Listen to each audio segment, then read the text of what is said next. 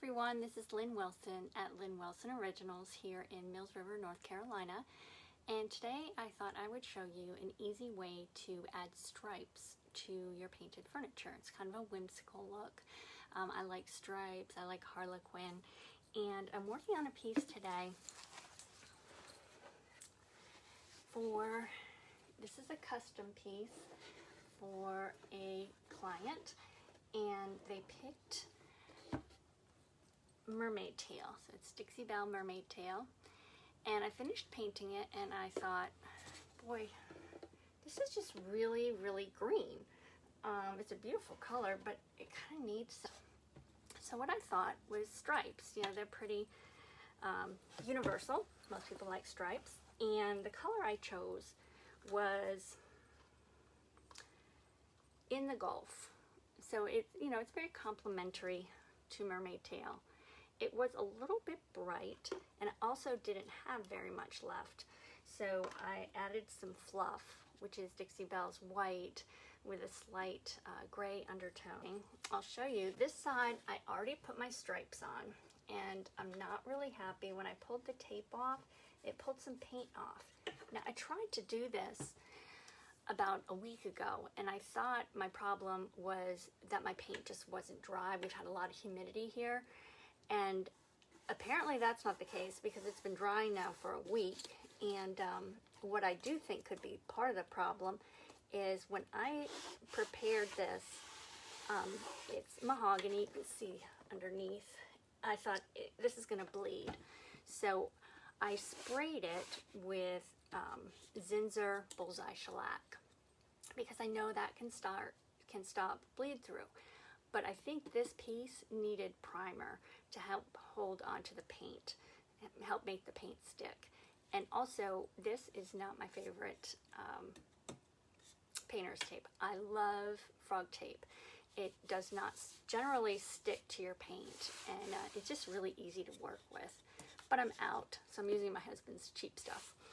Anyway, so how did I decide where to put these stripes? And you can see that there's a little extra space on each side, but that's fine because this is just going to be a little bit of a wider stripe. So what I did, I measured across here, and it's 13 inches, which, you know, if it had been an even number, it would have been a little bit easier. But what I did was I looked for where, you know, half of 13 is 6.5, and this is 1.5 inch tape. So then I just, you know, centered my tape within that space. So I'm going to show you here on the other side how I'm taping it. Let's see if I can.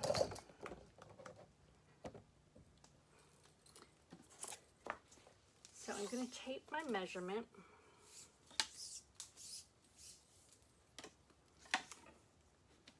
So it's 13 inches. So here's my 6.5 mark. So to either side, that's where I'm going to center my tape. Now I'm going to do this at the bottom as well, because it's really easy. I used to just eyeball it, and I had several times where I guess my eyes weren't so good because I finished and my stripes had a lean to them. So, and then I'll just go back and paint over these little pencil marks with an artist's brush.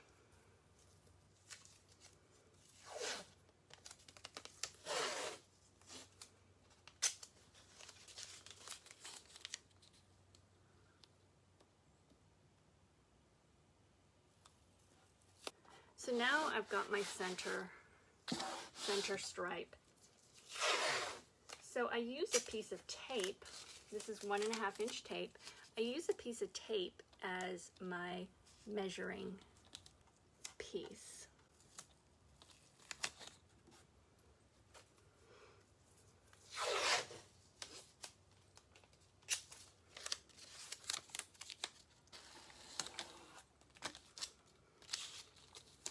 And I keep using the same piece over and over as my measurer, because it's probably going to lose some stick.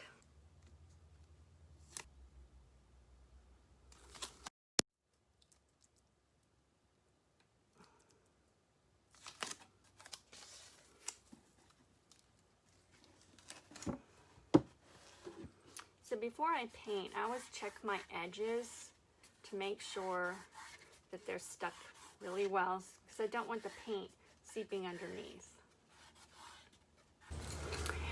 And this is one of my favorite brushes to paint stripes with. It's just from Michaels. And when I do it, I go in this direction, so I'm painting on top of where my tape is lying down.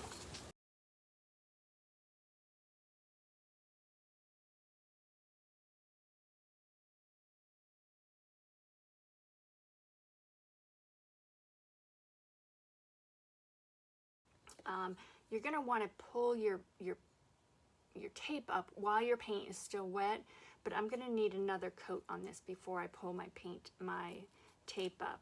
I'll give you a hint. This is kind of what it's looking like, but I definitely want to get a little bit better coverage. If you have any questions, please feel free to text me or drop in a comment. And if you're interested in Dixie Belle products, I do have an affiliate link. Your local retailer can give you all the information you need, but if you don't have a local retailer, I will put that in the comments as well. So thanks a lot. Hope you have a great week. Bye-bye.